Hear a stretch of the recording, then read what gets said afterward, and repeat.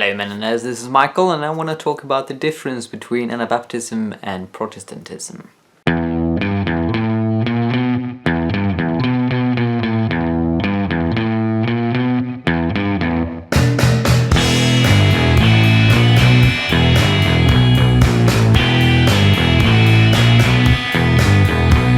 So this book is really good, An Introduction to Mennonite History by Cornelius Dick. He describes Pilgrim Marpeck, among others, who was an Anabaptist leader, very charismatic. He's written some stuff about people being raised from the dead and stuff that you can look up on the internet.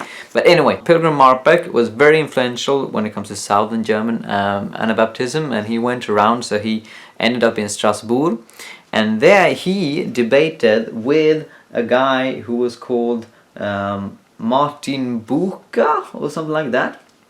Now this guy, we don't really know if he was Calvinist or Lutheran. He was probably both. At least many Lutherans and Calvinists have sort of claimed him along with Anglicans, and because he expressed sort of the mainline Protestant theology. According to this book, the debate that occurred between Marpeck and Bucer, which was both oral and written down, it took its ground in how to view the Bible.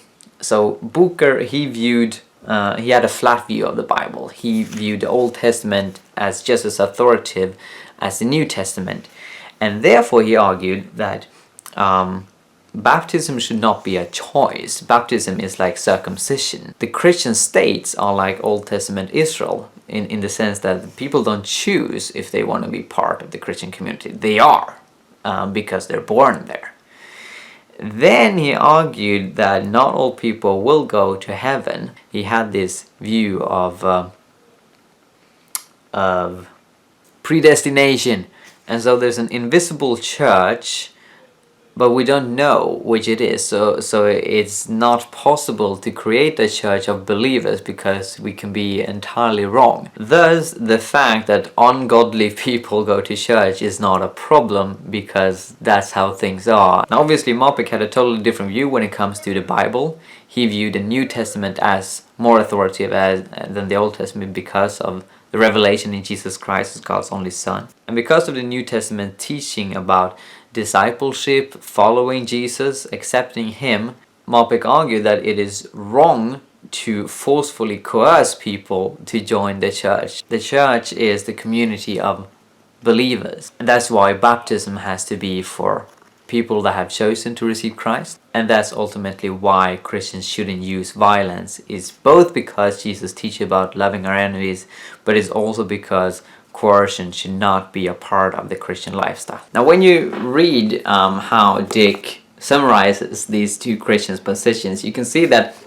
they're actually both quite inherently coherent. You can see out of how both of these Christians view the Bible and how they view freedom and how they view discipleship, that everything fits together. When it comes to baptism, when it comes to state-church relationship, when it comes to coercion and violence.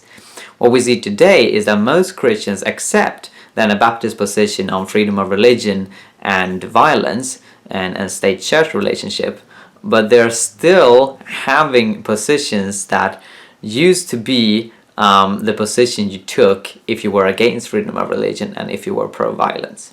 Thank you for watching, and God bless you.